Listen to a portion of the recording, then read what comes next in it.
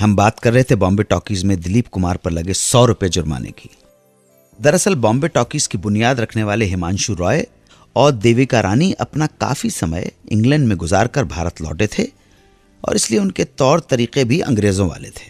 रहन सहन, खान पान, खुला दिलो दिमाग, सबसे बढ़कर अनुशासन।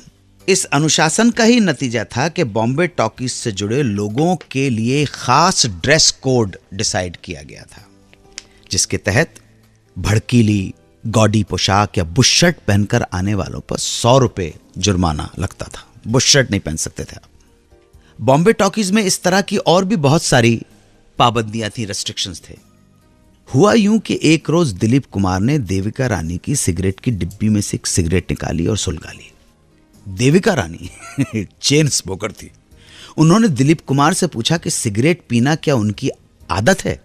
दिलीप साहब ने इनकार कर दिया, क्योंकि दिलीप साहब को इस तरह की कोई आदत थी नहीं, बल्कि ये सिगरेट भी उन्होंने महज हल्के फुल्के मूड में या कहें खेल खेल में निकालकर सुलगा ली थी। देविका रानी के लिए इतना ही काफी था। उन्हें इस बात पर आपत्ति नहीं थी कि दिलीप साहब ने उनकी डिब्बी में से सिगरेट क्यों ली।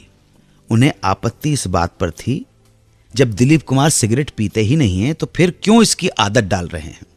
तो लीजिए साहब, फौरन पनिशमेंट जुर्माने का ऐलान हुआ और जब अगले महीने तनख्वाह मिली तो दिलीप कुमार की पगार में से 100 रुपए काटे जा चुके थे।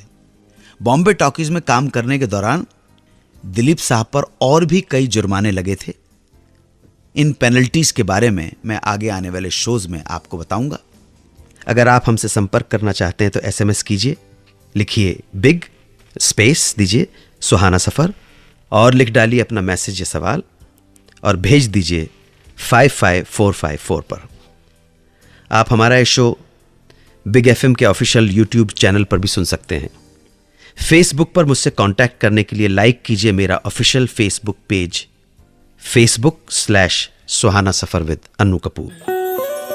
आप सुन रहे हैं रेडियो का नंबर 1 शो सुहाना सफर विद अन्नू कपूर, सिर्फ 92.7 बिग FM पर।